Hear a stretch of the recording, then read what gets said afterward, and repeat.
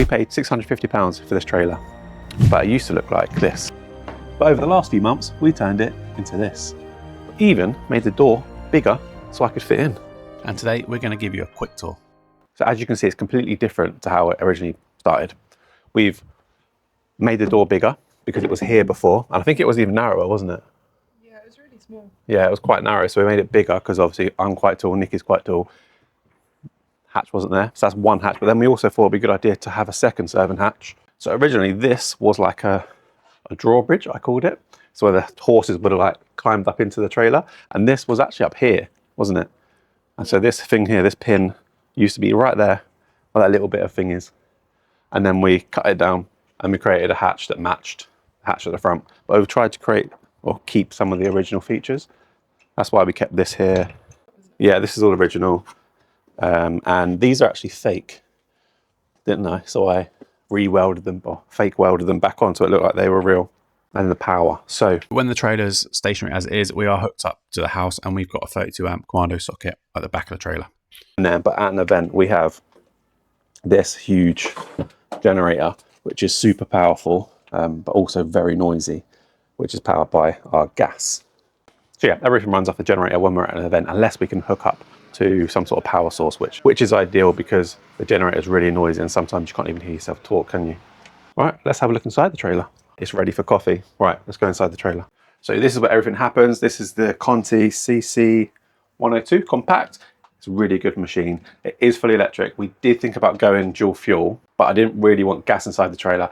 And our guys at Wooden Hill, which is just down the road from us, sorted us out, and any repairs, any servicing, they're gonna help us out. So let's make a coffee and then we can talk about some of the other things inside the trailer. So, milk. This is our fridge down here. We have two fridges actually. We have a fridge for our milk and anything else that needs to be in there, and our cooler, which is currently full of water. This has had lots of action, but not many sales. It's always full, and every time we move the trailer, everything falls out. So we do need to figure out a way to kind of secure this. Right, let's make a coffee.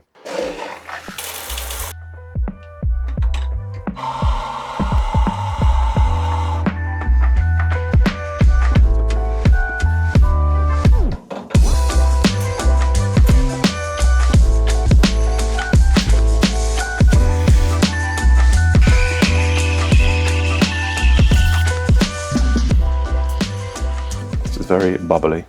So unfortunately, we're still practicing with our milk, aren't we? Ready? Let's see what I've got. I think I pull up too soon. Not bad. Put the lid on. Only joking, so Nikki. And this is the best bit here. This is the Sealy pitcher rinser. I love it. So this thing here, it wasn't cheap, but it's a lifesaver, which then brings us onto the sink. And then the sink is at this end of the trailer.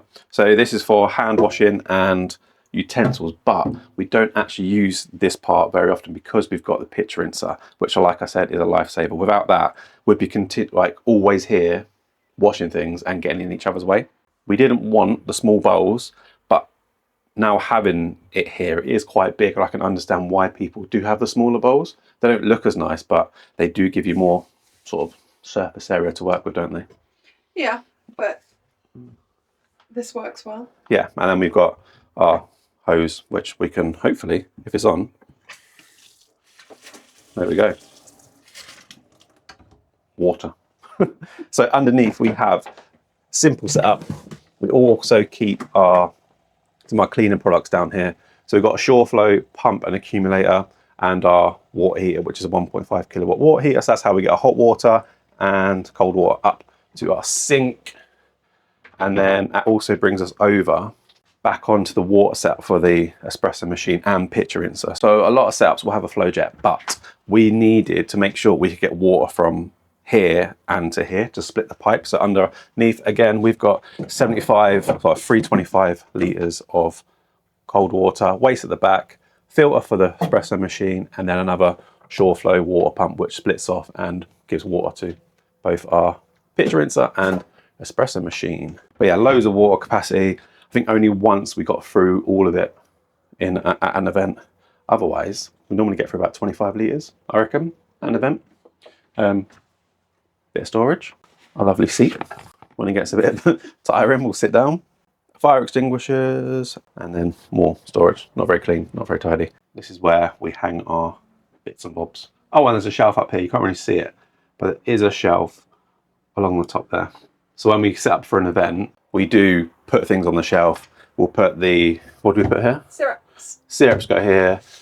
Till goes on the side, and then over here we'll have like sugar, milk, napkins, milk, lids. all that people need. Yeah, we don't have a bin because people then will use it when they're walking by. So we just have like a little cup that we can put bits in. So yeah, from a 650 pound horse box to a fully functioning coffee trailer. So the next step is getting out to more events and getting some more work in.